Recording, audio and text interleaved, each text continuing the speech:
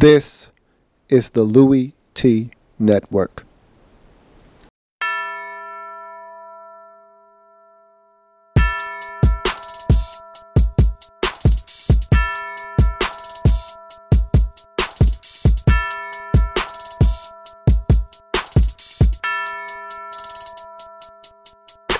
See, first come the preseason, and I don't take a day off. And then my team was 6-10, and we ain't smell the playoffs. Yeah, I seen the Super Bowl, but I heard they just play balls. A lot of teams had injuries.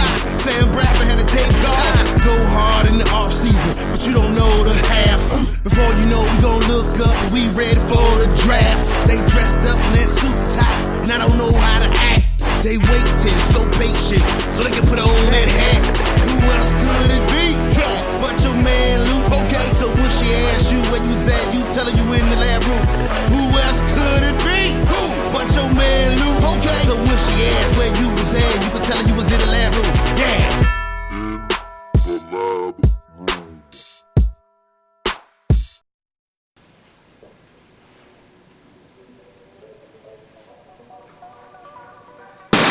Hey yo, who else could it be than me, your man, Louie T? Welcome, you are in the lab room. Of course, I'm your host, Louie. Thank you for joining me. Week number 11, Whiparound. Let's go around the league quickly, talk about these finals that have taken place already, talk about the implications of these wins and losses, and see what's in store for these teams as we move towards Thanksgiving and week number 12. We start on Thursday Night Football. Titans and Jags. Did you like the jerseys? I heard a lot of people weren't feeling the Bold Rush jerseys by the Jags. Man, I love those jerseys. I thought they were cool, man. And I actually like what the NFL is doing with the Bold Rush. They're doing it with the Panthers and the Cowboys coming up on Thanksgiving. I can't wait to see how clean I've already seen the jerseys. Cowboys are going to be wearing the white on white with the throwbacks. That's going to be clean. And the Panthers are wearing, and theirs isn't going to be all that cool because it's just going to be blue on blue, but they never wear that combination, so that should be fun.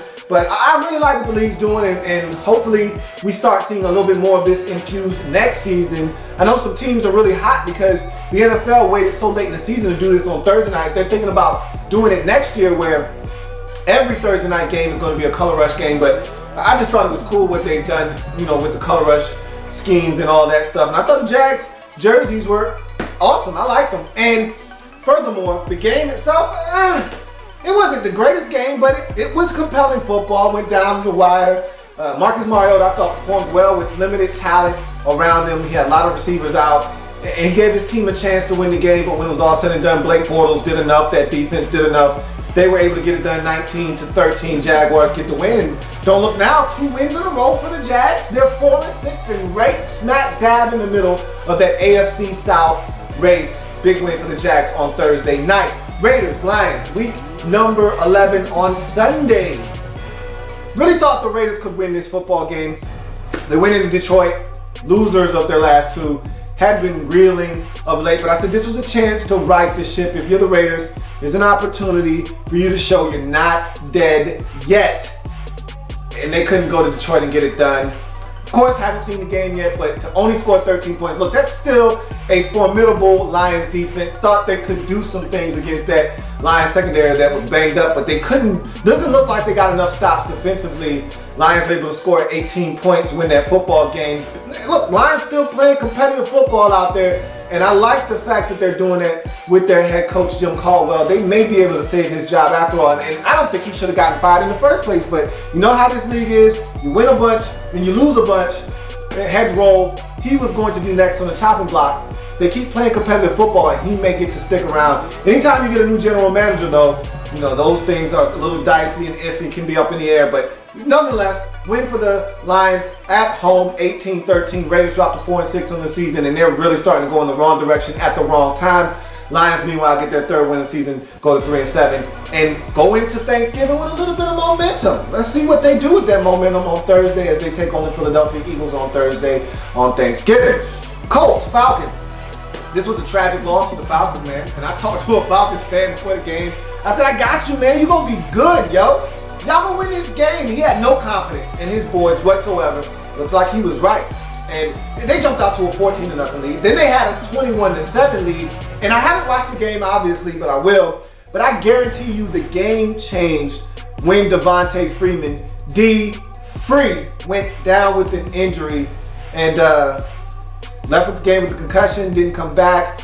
And I'd like to think that once he left the game and the game really was put on the shoulders of Matt Ryan, that's when the mistakes and the turnovers came. He threw 3 interceptions in this game, including a pick 6 that really changed the outcome.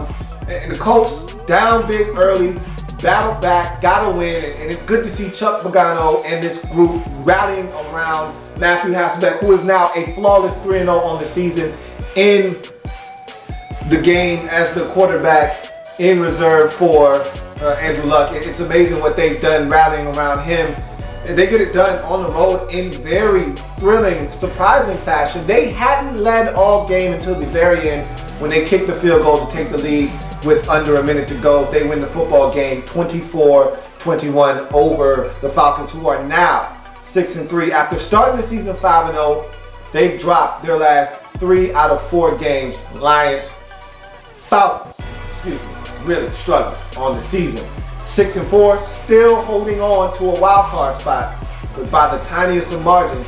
There are teams at 5-5, like the Tampa Bay Buccaneers, who have already beat this Atlanta Falcons team, like the Seattle Seahawks, who are right there, ready to pounce on that spot if the Falcons don't want it. If they don't turn it around and get their act together quickly, they'll find themselves on the outside looking in. As that division is long gone, now they need to try to hold on to that wild card spot. For the Colts, they remain atop the AFC South division. And don't look down, they're 5-5 on the season, turning the ship around in Indy. Good to see these guys finding a way to get it done. It's not pretty, but it's still gritty, and a W. 5-5 Colts leading the AFC South. Speaking of which, talking about the AFC South and talking about a leader in the clubhouse, what about the Houston Texans coming off that huge win? At home now, taking on the Jets. You see how this team is starting to build confidence now after getting that one win. No Brian Hoyer, gone with that concussion. So you're thinking to yourself, they got to play TJ Yates, Tyler Jonathan Yates. No way he beats the New York Jets, but he did. And Nuke continues to be a thorn in the lead side. Another big catch as he scorched Darrelle Revis before he left the game with a concussion. Revis didn't finish because of that concussion, but it didn't matter. He got it from Nuke before he left the game, and DeAndre Hopkins continues to be a big-time playmaker for this Texans football team. Cecil Shorts III getting involved throwing the football. They just did it on both sides of the football, did the Texans in this game. Played some defense, big pick by Andre Howell at the end of the game to seal it as the Jets fall on the road to the Houston Texans, 24-17. Texans starting to get some things going. Alfred Blue had a solid game on the ground. They're starting to mesh and gel at the right time. Now at 5-5, tied atop that AFC South. Texans hanging around, giving themselves a chance to maybe steal this division. It's there for the taking, and they're playing good football of late. Look at the Jets. I said this earlier in the season. No team with Ryan Fitzpatrick at quarterback is going to make the postseason. They're starting to prove me right. Another loss for the Jets. That's their second in a row. They're now 5-5 on the season and trending downward as a team like the Chiefs starts to be on the rise. This Jets team slowly watching the playoffs slip through their fingers. Move on to the next game. What about the Buccaneers? Just imagine if they didn't throw away a 24-0 lead against the Redskins. This team would be sitting at 6-4 right now. Can you believe that? The 5-5 Tampa Bay Buccaneers, after a rousing 45-17 spanking on the road versus the Philadelphia Eagles. The Eagles self-destructed in this game. They couldn't get any stops defensively. They let Doug E. Flash get them for 240 yards on the ground in this game. They let Jameis Winston toss 5 touchdowns on them. And Dirty Chaz was Dirty Chaz, as he always is. 3 interceptions. Buccaneers had their way at the expense of these Eagles. 45-17. Big win for the Buccaneers. They're playing with an abundance of confidence. And now they're right there in the mix when you start talking about wild card teams in the NFC. Don't look now, but the Buccaneers, who were once bottom feeders in this league, this season have reeled off 3 out of their last 4 and are now 5-5 on the season with a 45-17 embarrassment of the Philadelphia Eagles, who are 4-6. Still in the mix in the NFC East, which is wide open, but they're going in the wrong direction. They don't have a quarterback. They're lost right now. And the scary part was, at least the defense had been playing solid football that was an atrocity. That was a joke. And when you turn the football over, those are the type of things that do happen. But you can't excuse what they did today, giving up 200 yards rushing to Doug E.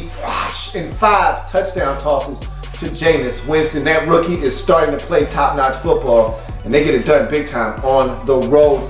Rams, Ravens. This was a game between two teams just really, you really don't know where they're going. We know about the Ravens season, bunch of injuries, and we're going to add another huge injury to the laundry list of injuries that they already have on the season. But let's start with the Rams first in this game. Jeff Fisher, to me, most overrated coach in the league, and everyone asks the question, why are you benching Nicholas Foles when you don't have anything behind him that gives you a reason for hope? They insert Case Keenum into the lineup and he does nothing. And that's why everyone asks the question, what are you doing? You don't have anybody else to put in the game. Leave Nicholas Foles in there. Instead, he tried it. It didn't work. Ravens were able to really shut him down. Run game didn't benefit from Case Keenum being in the game. And the Ravens hung around long enough. They were down at one point in this game, 13-3. They hung around long enough and were able to tie it up. One on a late Justin Tucker field goal after he had missed twice from 51 in the game. They get a last-second field goal. He knocks it home after forcing a fumble of Keenan, who I thought should have been pulled out of the game. I thought he actually had a concussion. He hit his head on the turf. He was slow to get up. He was a little wobbly. They didn't make him come out of the game. The next play, he fumbles on a sack by Courtney Upshaw, gives the Ravens the football back. 2 plays later, Joe Flacco tears his ACL and may have torn his MCL as well. He's going to miss the remainder of the season. It's been that type of season for the Ravens. They also lose Justin Forsett to a broken arm in this game. So the injuries just continue to pile up for the Ravens. But they do get the win, 16-13, but it's a very costly one as they get their 3rd win of the season, go to 3-7. Rams drop to 4-6, and I'm telling you right now, their season is going in the totally wrong direction. And I think there are going to be some changes made at the end of the season. This team may not be going to California next season, but I don't know if Jeff Fisher will be coming back to this Rams organization when it's all said and done. Going to the next game, Broncos-Bears. Brock Osweiler making his first career NFL start, and I thought he actually performed well under the circumstances. Really cold in Chicago in this game. He came out. I thought he gave them a nice spark. He didn't do the thing that Peyton Manning had been doing all season, turn the football over. Took care of the football, made some solid throws. There's some room for improvement, but you would expect that from a guy making his first career start. But where this game was won was where I said it was going to be won, on the defensive side of the football. The Broncos forced 3 Bears turnovers in this game, one crucial one at the very end. And Bears actually take the football down the field, get a touchdown late, had to convert a 2-point conversion to tie the game. The Bears were not able to do it. That Broncos D stood up when they needed to, stopped them on a 2-point conversion on a running play, preserved the win 17-15. That's what this Broncos team is going to be about this season. I like the fact that they can play that kind of defense and win themselves ball games, and that's what they did in this game. Bears were playing good football, and they played, surprisingly, their defense continues to be a surprise. I mean, it's hard for me to explain what I'm seeing with the Bears because I'm like, this team isn't any good. I'm looking at this roster and I just say to myself, what are these guys doing? But John Fox, again, needs to be given credit for what he's doing with the Bears, but they're not able to get it done. They fall 17-15 to the Denver Broncos, drop to 4-6 on the season. Meanwhile, Broncos move to 8-2 and continue to play the type of football that's going to see them not only lock up the AFC West, but potentially still chase down the Patriots for home field advantage throughout in the AFC. Or Cincinnati Bengals, don't want to forget about them playing good football at 8-1 on the season as well. Dallas Cowboys, Miami Dolphins. Look, Romo's back. Felt like he was going to come in and give them a spark. That he did. He did have some turnovers in this game, but he's rusty. That's what you expect. But the defense have been playing good all season, and I've said that a number of times. This defense, had Tony Romo been playing, they might have lost 1 or 2 games, max, because the defense has actually been playing some outstanding football. Okay, they've been in every single ball game that they lost. They just couldn't get over the hump. And with Tony Romo back in the lineup, you had to expect them to be able to do some things. And they did that in this game. He tossed a couple of touchdowns. They were able to get some defensive stops. They win this football game 24-14.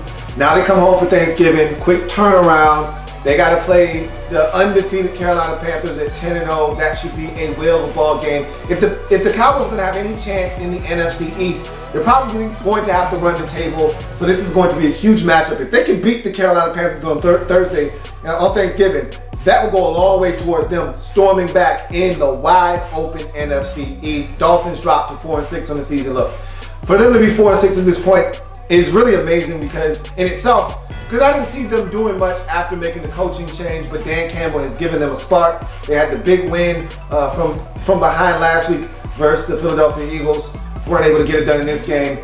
And this is what they're going to be for the remainder of the season. A team that's going to be up and then down the next week. Really not going to know what to expect week to week from this Dolphins football team. They gave it a run, but they didn't have enough to beat the Cowboys. They fall to 4-6 on the season. 24-14 win for the Cowboys, who are now 3-7. Only 2 games back in the NFC East. We'll see if they can make that charge and come back now with Tony Romo in the lineup. Redskins, Panthers, this one got ugly in a hurry. The Panthers dismantled the Redskins 44-16. Cam Newton was absolutely magnificent in this game. 5 touchdown tosses, 4 of them coming in the first half to 5 different receivers.